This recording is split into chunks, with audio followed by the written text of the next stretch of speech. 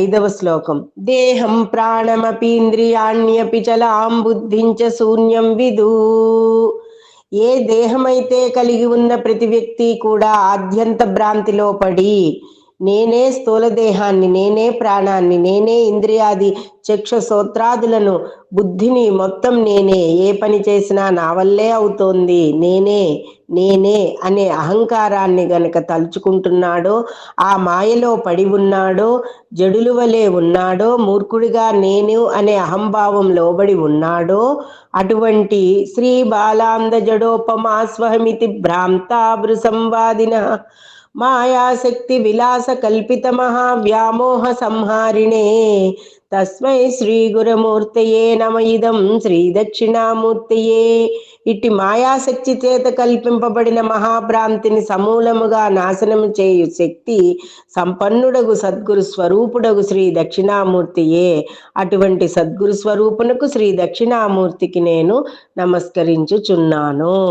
కాబట్టి ఎవరైనా కూడా మనలో ఎటువంటి వికారపు భ్రాంతులు కలుగుతున్నా, నా వల్లే అయ్యింది, నేనే చెయ్యగలిగాను, నా ఒక్కడి వల్లే ఈ పని అయ్యింది అనే భ్రాంతులకి లోను కాకుండా సద్గురు స్వరూపముడైన శ్రీ దక్షిణామూర్తిని వేడుకుంటూ మనం ముందుకు వెళ్ళినట్లయితే ఈ మాయామోహాలన్నీ తొలగిపోయి మనకి రాజమార్గాన్ని చూపిస్తున్నది ఎవరు అనే శక్తి మనలో, ఆలోచింపజేసే శక్తి మనలో కలుగుతుంది.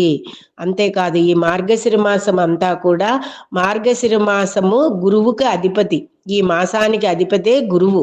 కాబట్టి అందరూ కూడా ఈ మాసంలోనే భగవద్గీత జనించింది. శ్రీకృష్ణ పరమాత్మ గురువు. ధనుర్మాసం కూడా ఈ మాసంలోనే ప్రారంభం. అంతేకాదు దక్షిణామూర్తి ఆరాధన, దత్తాత్రేయ ఆరాధన, కృష్ణ ఆరాధన, ఆంజనేయ స్వామి మహాగురువు, ఆయనకి ఆరాధన చేసినట్లయితే ఈ మాసం అంతా కూడా గురువు యొక్క అనుగ్రహం లభిస్తుంది, గురుగ్రహం యొక్క అనుగ్రహం కూడా లభిస్తుంది. ఈ మాసం అంతా కూడా ఈ దక్షిణామూర్తి ఆరాధనా శ్లోకాలన్నీ కూడా వినడం, పఠించడం వలన దక్షిణామూర్తి అనుగ్రహం లభిస్తుంది. రేపు 6వ శ్లోకంతో మీ ముందుంటాను. అంతవరకు స్వస్తి.